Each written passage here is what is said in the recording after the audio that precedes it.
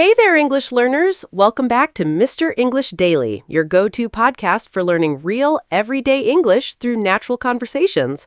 I'm Luna. And I'm Leo. So glad you're here with us today. Seriously, wherever you are right now, whatever kind of day you're having, thank you for pressing play. That little decision, it matters. Because here's the thing.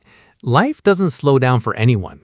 Notifications, deadlines, people, plans, it's all moving at once. But right now, in this moment, you're choosing to learn.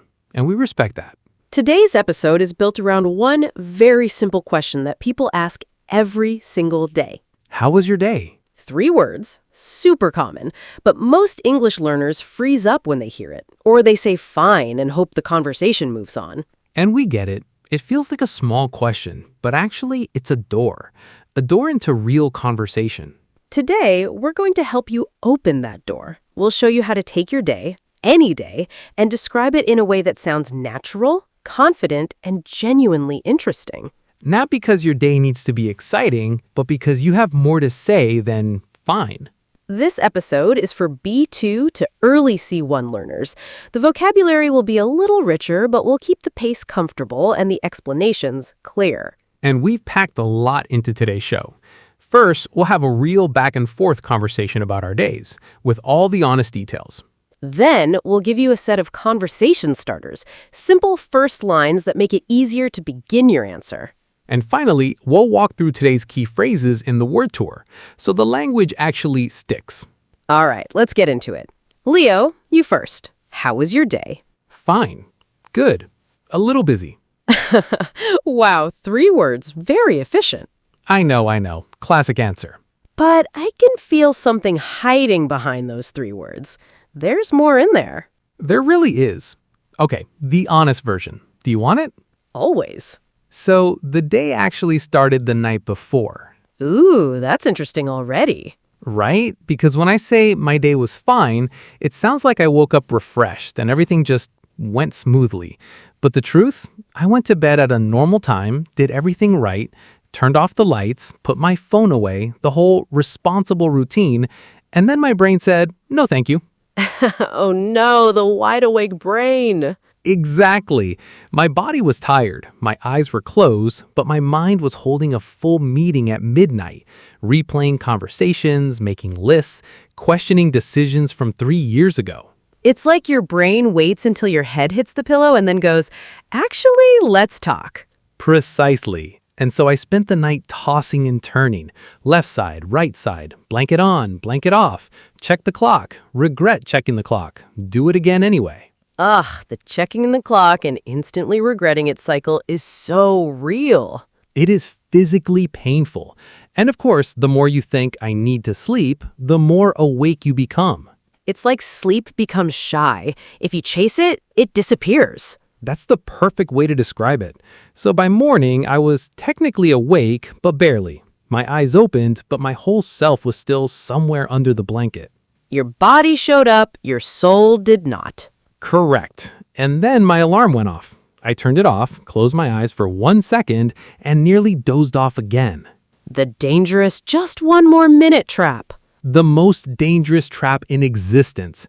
That 1 minute can become 20 minutes so fast. And then suddenly you're late, confused, and somehow also still tired. All 3 at once. So I dragged myself up, and because I hadn't slept properly, I spent the whole morning feeling on edge. On edge, like tense, like something was about to go wrong? Exactly that. Nothing terrible had happened, but I felt brittle, a little jumpy. My phone was too loud. My coffee took too long. Even getting dressed felt like an argument I didn't want to have. Your morning had an attitude problem. Everything had an attitude problem. But here's what I've learned. Instead of saying my morning was bad, I can actually describe the feeling. I can say, to be honest, my morning started rough. I tossed and turned all night, nearly dozed off after my alarm, and woke up feeling on edge. That's so much more real than bad. It gives the other person something to actually connect with. Right? It's not longer, it's just more honest. Okay, my turn. My alarm and I have what I can only describe as a complicated relationship. How long has this been going on? Years, Leo. Years. Some mornings I wake up calm, the light comes in, I stretch, I feel human. And other mornings, before my feet even touch the floor, my brain is already running through my to-do list like it's trying to finish a race. Your mind is already at work while your body is still in bed. Exactly. And when I notice that happening, I try to do something small. I give myself 10 seconds. Just breathe. No phone, no checking messages, a tiny, quiet pause before the day begins. A reset before the rush. Yes, it sounds almost too simple, but that small pause helps me feel more at ease, like my body can say, okay, I'm okay, we can start now. I love that, because a morning doesn't have to be perfect, it just needs a slightly softer beginning. That's it. And I used to grab my phone the moment my eyes opened, but now I wait. Because if I check it too early, I zone out, lose track of time, and end up rushing. And rushing first thing in the morning sets a certain tone for the whole day. It really does. So now I keep the morning quiet for as long as I can, and I save the deep focus for later, when I'm ready to knuckle down and actually get things done. You're protecting your morning energy. Exactly. And then coffee number 2 arrives, and that's when I mean business. Coffee number 2 is a serious one. Very serious. Non-negotiable. Okay, so we've got the morning covered. Now comes the part of the day where things usually get complicated. Work. Work. And here's where busy becomes way too small a word. Because some mornings aren't just busy, some mornings are completely swamped. Oh, that word is so accurate. Swamped is when everything lands on you at once. Messages, questions, tasks, last-minute changes, and your brain is quietly screaming, one at a time, please. But nothing listens to your brain. Nothing. And the worst version of swamped is when new things keep appearing out of nowhere. You finally sit down to focus on one task and then urgent message, then another. Then someone needs something 5 minutes ago. The surprise task that walks in without knocking. Very rude, very common. And on those mornings, I've learned one thing. Don't try to fight the whole day at once. Because if you try to answer everything, you finish nothing. Exactly. You feel active, but you're just spinning. So that's when I have to knuckle down, close the extra tabs, mute the notifications, and lock into the one thing that actually matters right now. And that's the shift, isn't it? You're still busy, the pressure's still there, but now you're moving in one direction instead of 10. Yes, and looking back on it, those swamped mornings can actually feel satisfying if you handle them without panicking. So instead of saying work was busy, you could say I was completely swamped in the morning, but I knuckled down and got through the most important thing. That's a real answer. It has the pressure, the effort, and the result all in one sentence. And it still sounds natural. It's not overcomplicated. That's the point. Stronger doesn't always mean longer. Sometimes stronger just means more honest. And then the afternoon. Ah, the danger zone. The danger zone. Around 2 o'clock, something happens to my brain. I call it the post-lunch fog. That is the perfect name. Your body is sitting at the desk. Your eyes are pointed at the screen, but your mind is slowly leaving the building. It really is. My thoughts slow down, the screen starts to blur a little, and there's always that terrifying moment when someone is explaining something important and your brain quietly says, "Good night." Your brain has no sense of timing. None. But for me, afternoon tiredness isn't always about wanting to sleep. It's more like feeling mentally crowded, like everything from the morning, the decisions, the messages, the small pressures is still sitting inside my head. Like your mental inbox hasn't been cleared. Exactly. And if I ignore that feeling, I pay for it later. I'll feel tired in the evening, but then I can't sleep at night because my brain never got a proper break. It's still processing everything. Which brings us back to tossing and turning. Full circle. That's why I've started taking what I call a much-needed break in the afternoon. And not a scroll through your phone for 20 minutes break. No, that's not a break. That's just different stress.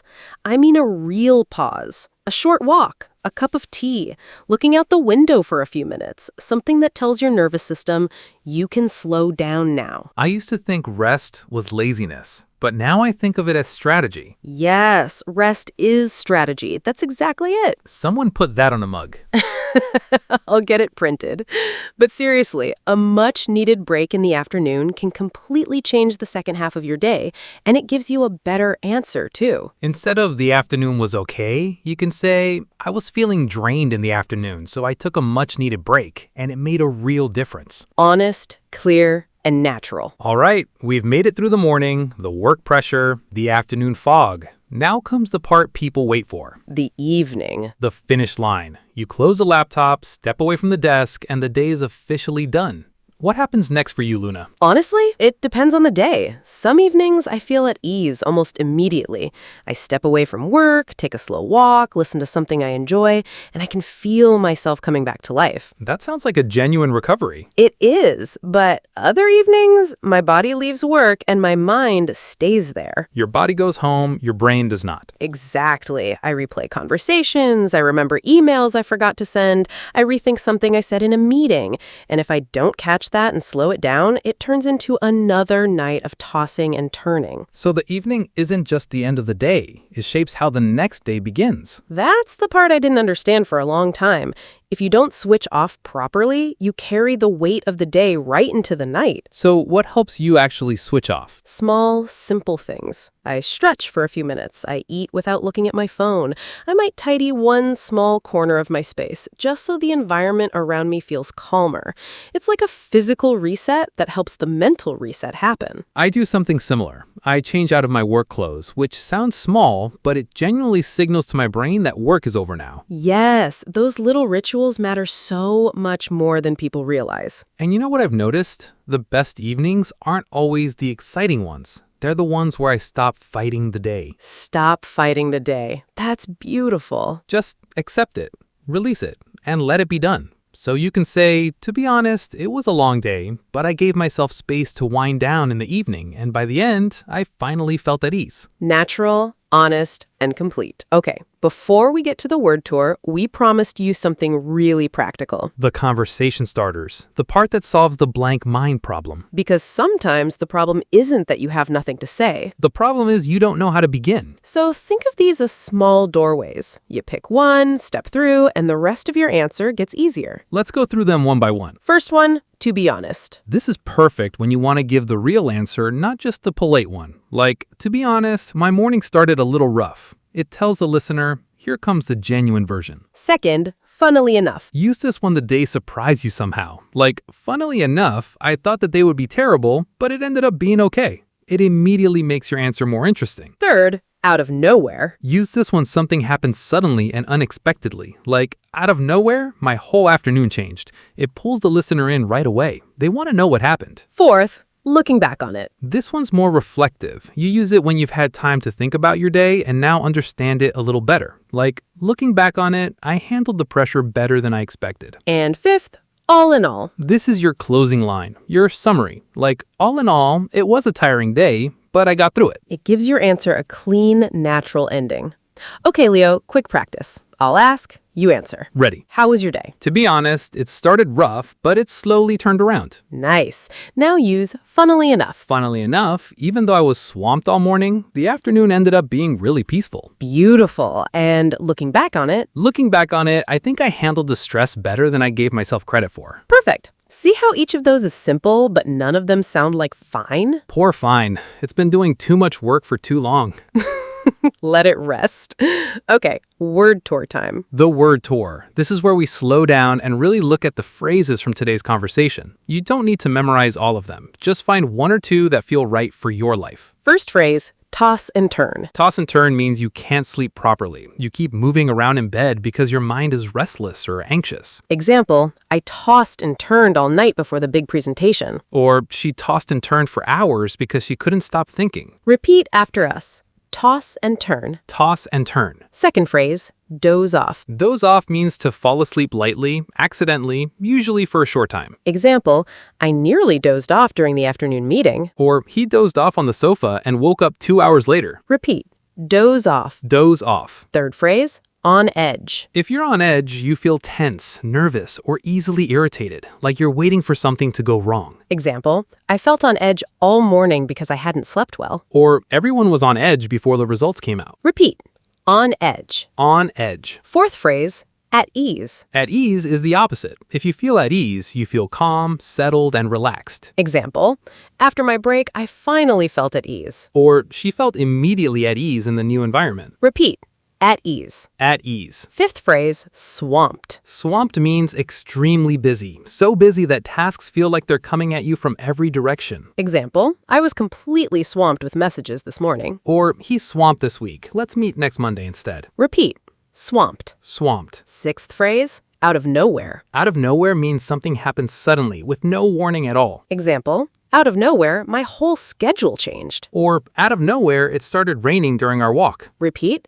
Out of nowhere. Out of nowhere. Seventh phrase, knuckle down. Knuckle down means to stop being distracted and start working seriously and with real focus. Example, I had to knuckle down and finish the report before the deadline. Or she knuckled down after lunch and finished everything by 4. Repeat, knuckle down. Knuckle down. And our final phrase today, much needed break. A much needed break is a rest that was genuinely necessary. Your body or mind really needed to stop for a moment. Example, I took a much needed break in the afternoon and felt so much better. Or after 2 weeks of nonstop work, this weekend is a much needed break. Repeat, much needed break. Much needed break. All right, before we close, let's put it all together. A natural, honest answer to, how was your day? Something like, to be honest, I tossed and turned last night, so I woke up feeling on edge.